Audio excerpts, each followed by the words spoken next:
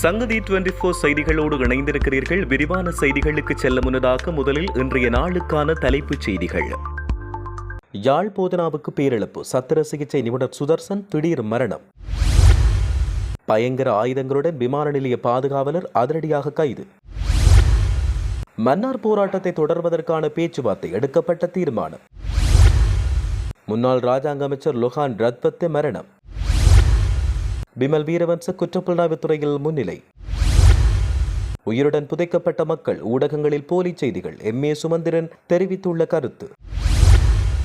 செம்மணியில் மீண்டும் அகழ்வு பணி, நீதிமன்றம் பிறப்பித்த உத்தரவு.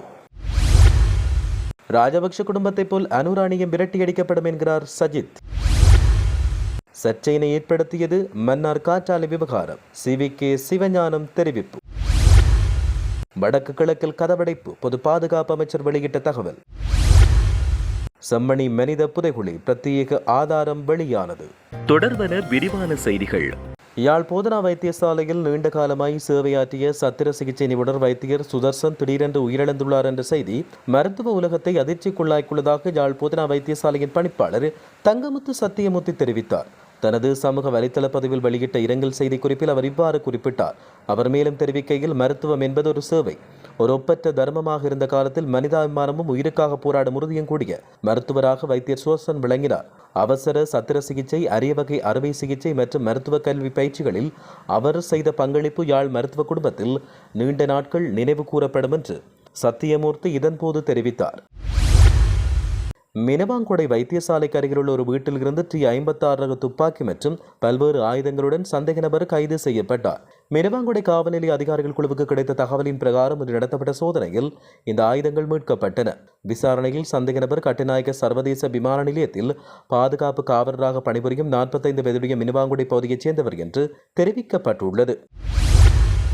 மன்னாரில் முன்னெடுக்கப்பட்டு வருகின்ற போராட்டத்தை தொடர்ந்து நடத்துவதா அல்லது தற்காலிகமாக கைவிடுவதா என்பது குறித்து போராட்டத்தை முன்னெடுத்து வருகின்றவர்களோடு கலந்துரையாடி முடிவு எடுக்கப்படும் என மன்னார் பிரஜைகள் குழுவின் தலைவர் அருட்தந்தை மார்க்கஸ் அடிகளார் தெரிவித்தார். இந்த போராட்டத்தை குறித்த காலப்பகுதியில் கைவிடுமாறு கோரி அரசாங்க அதிபரால் விடுவிக்கப்பட்ட கோரிக்கைக்கு பதில் வழங்கும் வகையில் அவர் இவ்வாறு குறிப்பிட்டார். இந்நிலையில் மன்னார் மக்கள் சார்பில் 5 பிரதிநிதிகள் கொண்ட குழுவினர் நேற்று முன்தினம் ஜனாதிபதியை சந்தித்து கலந்துரையாடினர்.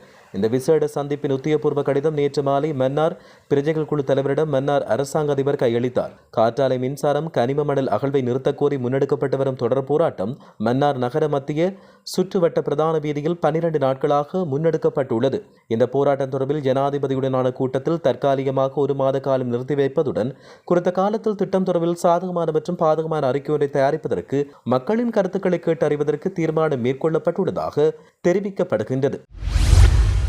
முன்னாள் நாடாளுமன்ற உறுப்பினரும் ராஜாங்க அமைச்சருமான லொஹான் ரத்பத்தே தன்னுடைய 57வது வயதில் காலமானார். அவர் உடல்நிலை சரியின்றி இருந்ததாகவும் இறக்கும்போது மருத்துவ சிகிச்சை பெற்று வந்ததாகவும் குடும்ப உறுப்பினர்கள் தெரிவித்தனர். முன்னாள் பிரதி பாதுகாப்பு அமைச்சர் ஜெனரல் அன்ருத்த ரத்பத்தேவின் மகனான ரத்பத் 2000 ஆண்டு கண்டி மாவட்டத்தை பிரதிநிதித்துவப்படுத்தி நாடாளுமன்றத்துக்குள் நுழைந்தார். பல ஆண்டுகள் சிறைச்சாலை மேலாண்மை மற்றும் கைதிகள் மறுவாழ்வு ராஜாங்க அமைச்சர் மற்றும் ரத்தினக்கல் மற்றும் நகைகள் தொடர்பான கைத்தொழில் ராஜாங்க அமைச்சர் உள்ளிட்ட பல பதவிகளை இவர் வகித்திருந்தார். தேசிய சுதந்திர முன்னணியின் தலைவரும் முன்னாள் நாடாளுமன்ற உறுப்பினருமான பிமல் வீரவன்ச குற்றப்புலனாய்வு துறையில் முன்னிலையாகியுள்ளார். குறித்த வருகை எவ்வித முறைப்பாடு தொடர்பிலான விசாரணை என்பது பற்றிய விவரங்கள் எந்த தரப்பினாலும் வெளியிடப்படவில்லை.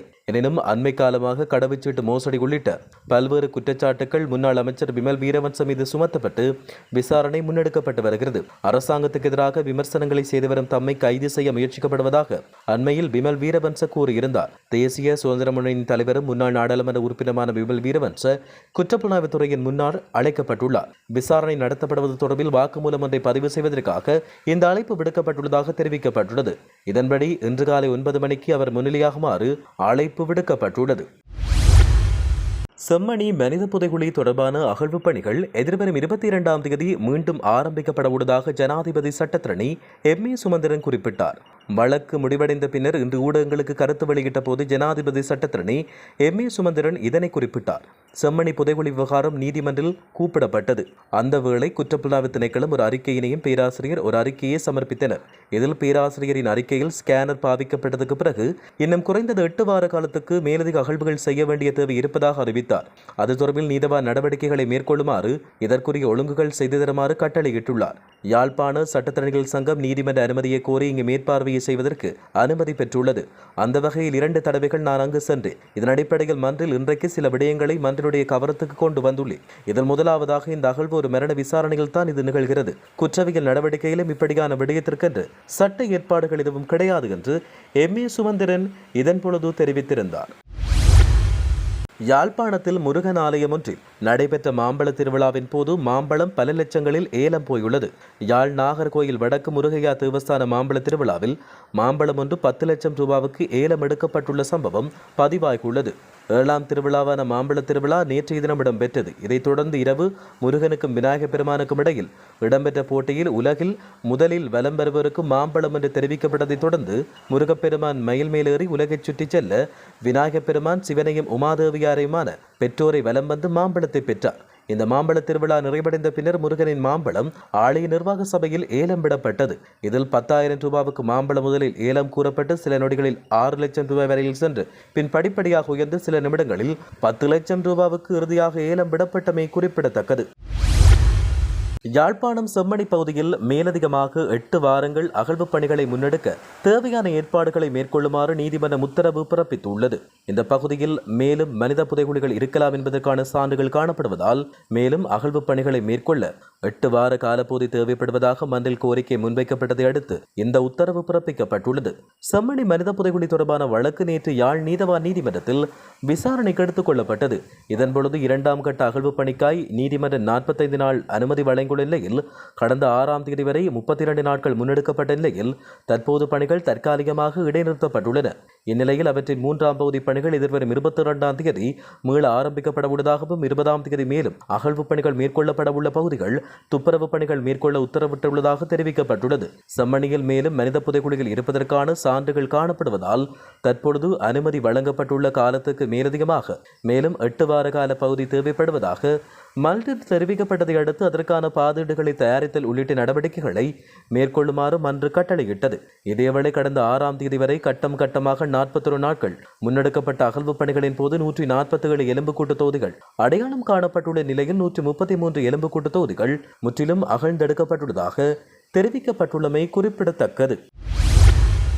பொய்களை கூறி ஆட்சி செய்த ராஜபக்ஷ குடும்பத்தைப் போல தற்பொழுது பொய்களாலே ஆட்சி செய்யும் அனுராணி மிக விரைவில் வீட்டுக்கு விரட்டியடிக்கப்படும் என ஐக்கிய மக்கள் சக்தி நாடாளுமன்ற உறுப்பினர் காவிந்த ஜெயவர்தன குறிப்பிட்டார். இது தொடர்பில் ஊடகங்களுக்கு அவர் தெரிவிக்கையில் கடந்த 10 மாதங்களாக பொய்களால் தேசிய மக்கள் சக்தி நாட்டை ஆட்சி செய்து வருகிறது. இதற்கு மத்தியில் தற்போது தேசிய மக்கள் சக்திக்கும் ஜேவிபிக்கும் இடையில் கடுமையான முரண்பாடுகள் தோற்றம் பெற்றுள்ளன. சிச்சியின் செய்மதி விவகாரத்தில் பிரதமர் ஹரணி அமரசூரியவும் வசந்த சமரசிங்கவும் முரண்பட்ட கருத்துக்களை கூறியதால் அவை பகிரங்கமாக வெளிப்படுத்தப்பட்டுள்ளன. இது சமூகத்தில் பாரிய சர்ச்சையை தோற்றுவித்துள்ளதால் முதலீட்டு சபையின் அதிகாரிகளுக்கு எதிராக நடவடிக்கை எடுக்கப்பட உள்ளதாக வசந்த சமரசிங்க குறிப்பிட்டார். அந்த அதிகாரிகள் தவறான தகவலை வழங்கியிருந்தாலும் பிரதமரே சரியான தகவல் எது என்பதை தெளிவுபடுத்தியிருக்க வேண்டும். ஆனால் தற்போது வசந்த சமரசிங்க அதை செய்து கொண்டிருக்கிறார். எனினும் அவருக்கு இன்னும் இது குறித்து தெளிவு இல்லை. இவ்வாறான சர்ச்சைகளுக்கு மத்தியில் மறுபுறம் மனித படுகொலைகளில் ஈடுபட்டு வரும் பாதாள உலக கும்பலும் தலை தூக்கியுள்ளது. நாளாந்தம் துப்பாக்கிச் சூடுகளால் உயிர்கள் காவு கொள்ளப்படுகின்றன. உயிர்த்த ஞாயிறு தாக்குதல்கள் இடம்பெற்ற போது அப்போதைய அரசு அதற்கு பொறுப்பு கூற வேண்டும் என வலியுறுத்திய தேசிய மக்கள் சக்தி பாதாள உலக கும்பல்களால் கொல்லப்படும் உயிர்களுக்கு பொறுப்பு கூற வேண்டும் என்று தாம் வலியுறுத்துவதாக அவர் இதன் பொழுது குறிப்பிட்டுள்ளார்.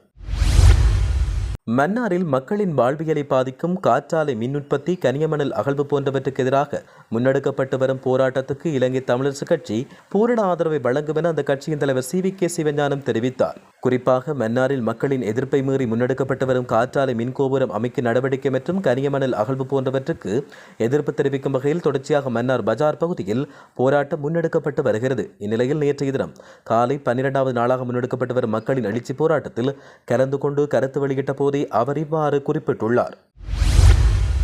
முல்லைத்தீவில் இளைஞன் உயிரிழந்த சம்பவத்தோடு தொடர்புடைய சந்தேக நபர்கள் ஏற்கனவே கைது செய்யப்பட்டு நீதிமன்ற உத்தரவின்படி விளக்குமறியலில் வைக்கப்பட்டுள்ளதால் வடக்கு மற்றும் கிழக்கு மாகாணங்களில் இன்று கதவடைப்பு நடத்துவது பயனற்ற செயல் என பொது பாதுகாப்பு அமைச்சர் ஆனந்த விஜயபால குறிப்பிட்டார். இலங்கை தமிழரசுக் கட்சி சமீபத்தில் வடக்கு மற்றும் கிழக்கில் இன்று கதவடைப்பு நடத்தப்படும் என்று அறிவித்தது. இது தொடர்பில் கொழும்பு ஊடகம் ஒன்றிடம் பேசிய பொது பாதுகாப்பு அமைச்சர் ஆனந்த விஜயபால கதவடைப்பு நடத்துவதற்கு எந்த காரணமும் இல்லை என்றும் அவர் கூறியுள்ளார்.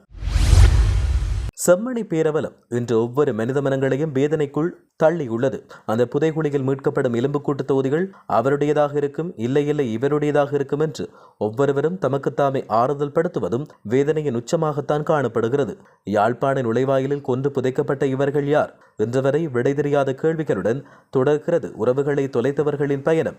இவ்வாறு பல சர்ச்சைகளுக்கு மத்தியில் மீண்டும் செம்மணி மனித புதைகுழிகள் ஆரம்பிக்கப்படும் என தெரிவிக்கப்பட்டுள்ளமையில் குறிப்பிடத்தக்கது. இத்துடன் செய்திகள் யாவும் நிறைவு பெறுகின்றன. மேலதிக செய்திகளுக்காக சங்கதி 24.com உடன் இணைந்திருங்கள். வணக்கம்.